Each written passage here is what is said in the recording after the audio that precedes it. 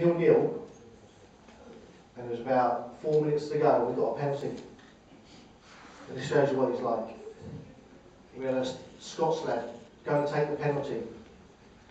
And as he went up to run back, he went, if you score that, you're going to get a right whack. And then the lad went, oop, and he kicked the ground. And the ball trickled into the goalie's hand, and he threw it out, and they scored. Well, that's the first time I ever met him. And, I was only 16 then. Yeah, he was 16. He was just learning your trade. But when I joined Tottenham, I started off in midfield, and we had a good sort of young bunch of lads in the reserves. Sheezy took us at that time, and then he got moved up. And I think it was Robbie, what's his name? Robbie Stepney. Took us, and we used to play the first team on a Thursday. And Terry Naylor used to say to us, make sure you beat them. If you want to get in that team, make sure you beat them. And we used to play it as though it was a cup final. We used to beat them every day. Every day. And that's how and I made my debut against Liverpool. And Terry Naylor, remember Terry Naylor? Great man, Terry. He was my room partner. And we used to train in the mornings at White Hart Lane in the gym. And he was on one side, and I pushed him against the wall in the gym to get the ball. And he didn't say nothing, he just got on with it. And that night he was in the room at Liverpool, and he said, I've got to go to hospital. He said, I felt I'd broken all my fingers. And he had broken all his fingers. And I took his place in the team. He picked me to take his place. And I made my debut there, right back. And from there, Streamsy just said to me, I've never played centre-half in my life. We played Aston Villa a few weeks later. And he said, go and try yourself at centre-half with Maxi. And we just did it off, really, didn't we? He was easy to get on with. He just used to flick him up, and I used to welly him in the stand. It was easy. But we had a good side. We had a very, very good side. It's probably the best side I've ever played in. When you got the likes of Model and Ardiles and Ricky Villa, Tony Galvin, it was easy for us. We used to just stop them and let the boys do what they wanted to do. And I don't know if any of you heard me on the radio the other week, or last Friday. I had a go at Adrian Dull. I was driving to Stoke, Spurs supporters club there. And he came on and he said, can't believe Tottenham, we just beat Inter Milan. He said, I can't believe Tottenham fans are going mad about this Losers Cup. It's for losers. So I rang him up, I said, Mr. Durham, I said, I won the UEFA Cup. I captained the team.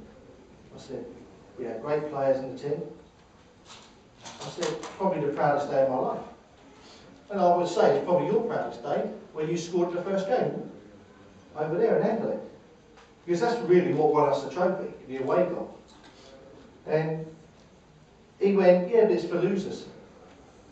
And I said, well, he said, Inter Milan were the worst team I've ever seen. But we all know that. But I said, well, are AC Milan a good side? He said, yeah. I said, well, Inter Milan drew with them last week, 1-1. Oh, but that's in the league, that don't count. So he was just trying to... So he said to me, but, you know, this cup is for losers. It's not Champions League. I said, yeah, but... When I started playing football, it was about winning trophies, not finishing third. So you're telling me somebody who finishes third and fourth is successful. They've got no medals on their table. And he wouldn't have it anyway. And he said, look, Arsenal, he said, they're not going to worry about you winning this cup. I said, no, I said, I don't care about Arsenal fans, to be honest. So that's the least of my worries. I said, but Arsenal at the moment would be happy to win an egg cup. And he put the phone down on me. But listen, winning this cup is very, very special. And for us, you know, I took that we've got DVDs. People watch DVDs of it. Going back in '84, I don't know if any of you was there. How many was there? What was the crowd like that night? There must have been 60,000 people in it. It was unbelievable. And every one of them stayed 11:30 at night. Yeah. I said to Adrian, what do people buy their season tickets for? And tickets to go to games? What, to lose? Don't you go to, do you want to go to Wembley? Do you want to win the FA Cup? Do you want to go to Amsterdam? I want to go to Amsterdam. I'm taking him. And me. Oh, yeah. But that's what it's about, isn't it? It's about winning trophies. Yeah, finishing third and fourth. We all want to be in the Champions League. But we have a squad now that are good enough for that. You start off the season, you can win 3 cups. FA Cup, League Cup and Europe. You can't win the league at the moment because the other 2 are a bit too far ahead. So why not play? And our manager's doing that. He's playing the best teams, playing the best players, and we want to win it, and we will win it. I'm 99% sure we'll win this cup this year. And it'll be another year where we win and Arsenal don't win. It'll be 8 years. Not that I'm bitter. Any other? It's actually one of the big differences between AVB and Harry. Yeah. I mean, he's set out his stall. He wants to win this cup. He wants to win. And he's played so He's won it before. through. Yeah. Harry saw this as a nuisance. Yeah.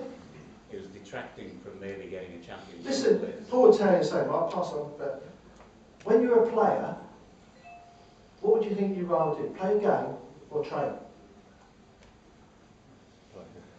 Play the game. Stevie Perriman, the year Every time. I think he played 71 games. I played 64 in one season.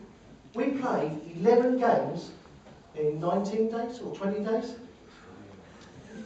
I never saw the wife. I still haven't seen her now. But 11 games. All we did, we played, next day rest, played, next day rest, played, next day rest. We was playing 4 games a week. You were winning probably, right? We were winning all the games. It's alright when you win it. Well, it's not really. It's easier. It's easier. Well, yeah, but what would you do if you played one day and you had 2 days rest? You'd train. You're training for an hour and a half. So you might as well go and play. The last game caught us out. We were 2-0 up against Liverpool, and we drew 2-2. They scored 2 late goals because legs just went by them. But we only had 1 sub then. So it's changed. Football's changed. Yeah, you're right. Harry didn't want to win it. He was like, they were talking on TalkSport the other day. They said Liverpool, you know, they win on Sunday, they can get themselves into Europe. He played all the reserves this year, and they want to get back in the same competition. Yeah, makes no sense. What's that? So that's what it's about. I think you have to win every cup. Go to win every cup. No question. There's no question. Yeah. What's happening on the stadium with redevelopment and the costs and the timing and the transport? You better ask me some relevant that one. No. You don't know, do you? There's not really. I mean, it's like I think the most important thing at the moment is that everyone's seen the area. There's a lot going on. And in fact, Sainsbury's, isn't it? it's not a matter of if, it's when. I know that the naming rights is a definite. Yeah, I'm a little bit. I know the stadium closed, you're looking at it, and they've done the training ground in Man City's revamping.